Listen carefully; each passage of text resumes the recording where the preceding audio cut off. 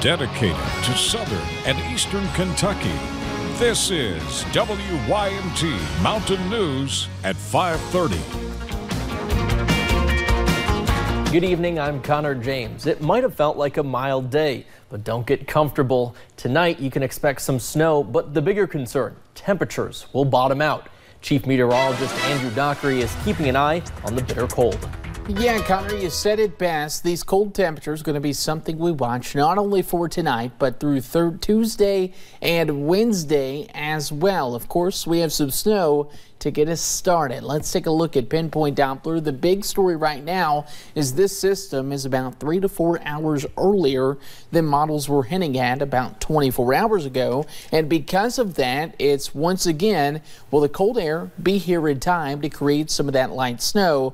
And I do think it catches up, but not for everyone, at least not right away. It's 52 in Louisville, 52 in Hazard, 43 now in Owensboro, and across our region, we're seeing the 40s work in from really that cold air rushing down the Appalachian Mountains. And you'll see in Virginia and West Virginia, those cold temperatures work again from the west to east. Of course, the winter weather advisory goes through your Tuesday. Going to be the big story we have, at least with light snow, but it's the Arctic blast, the wind chills of anywhere from -5 to -15 over the next 48 hours that we're going to be watching closely. Of course, Connor will talk about the snow, the slick spots, and that Arctic blast coming up in a few short minutes.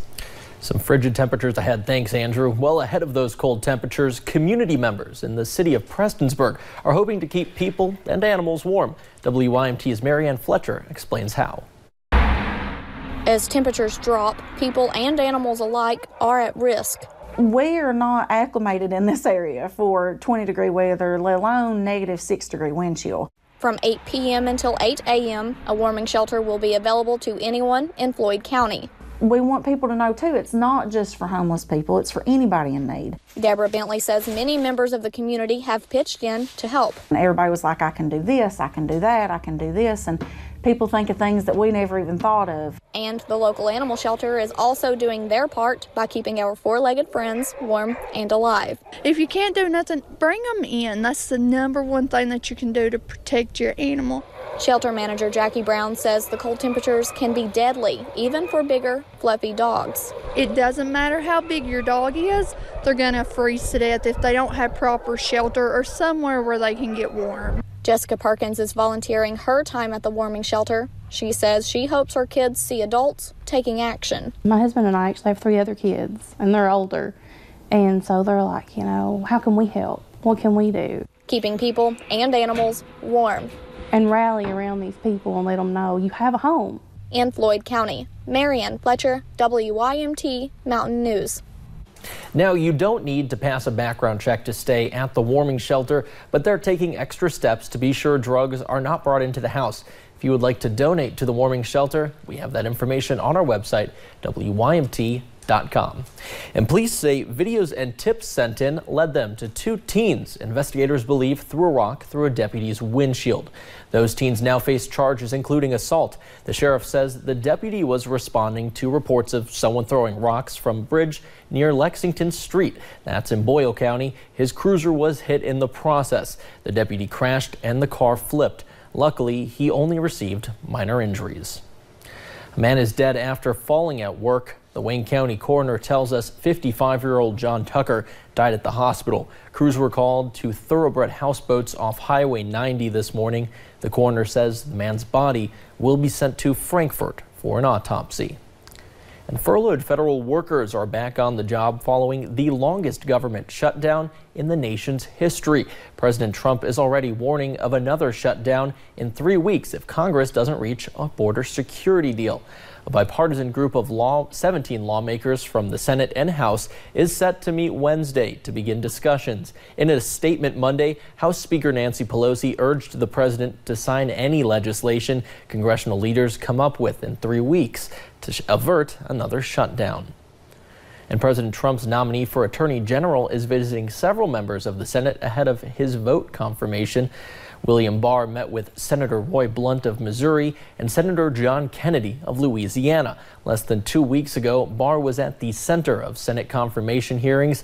Barr previously served as Attorney General under George H.W. Bush. The full Senate is expected to vote on Barr's confirmation next month.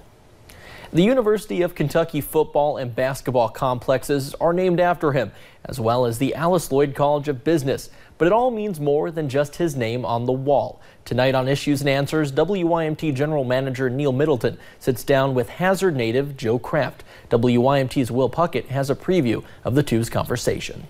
He is known for his work in the coal industry. And we've got 8 operating coal mines. As you mentioned earlier, we're the largest coal producer in the state of Kentucky.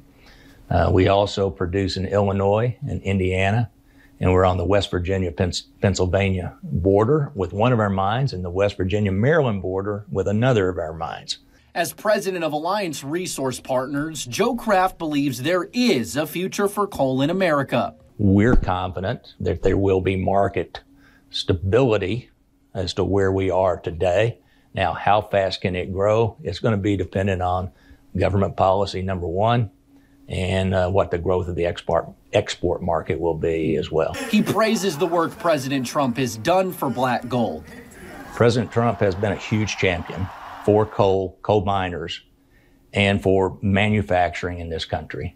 And while coal drives his company, as a native of the bluegrass, Mr. Kraft wants to see the Commonwealth succeed. My number one objective right now for what I want to do is to try to create jobs. And doing so by growing Kentucky's economy, he can be what he considers himself to be. I'm really an investor. And not what many consider him to be, just a coal guy. Will Puckett, WYMT, Mountain News. The Issues and Answers will air tonight at 7 right here on WYMT.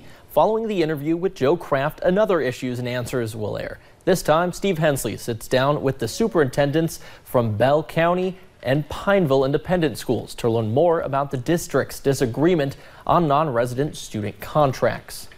We have offered a contract proposal to Pineville that would allow Pineville and Bell County to exchange on a one-to-one basis. That being that if we have 70 of their students, we would receive the money for those 70, and they could receive the money for 70 of Bell County students that would be attending Pineville, a one-for-one even exchange. In order for the contract that the Bell system has proposed, in order for that to help them financially, the students who are now coming to Pineville from Pineville, which we think is a net of 198 kids, will have to be forcibly told that they cannot come to Pineville anymore and they will have to enroll in Bell. That Issues and Answers will air at 7:30 on WYMT, and as always, you can catch both in their entirety on WYMT.com. The Los Angeles Rams and the New England Patriots are in Atlanta preparing for Sunday's Super Bowl. Fans rallied in Southern California and Boston to send their teams off when Tom Brady squares off against 24-year-old Los Angeles Rams quarterback Jared Goff. It will mark the largest age difference between starting quarterbacks in Super Bowl history. The two are 17 years apart. The game will kick off Sunday right here on WYMT. Coming up on Mountain News at 7:30, there's been an almost 80% increase on children and teens using e-cigarettes. How schools across the country are taking steps to prevent students from vaping. And in your money report, Ben & Jerry's is ditching plastic spoons and straws. Hear what they plan on replacing them with. Tonight at 6, a former JROTC instructor at Harlan County High School was arrested for sexually assaulting a student. I'll talk to school officials.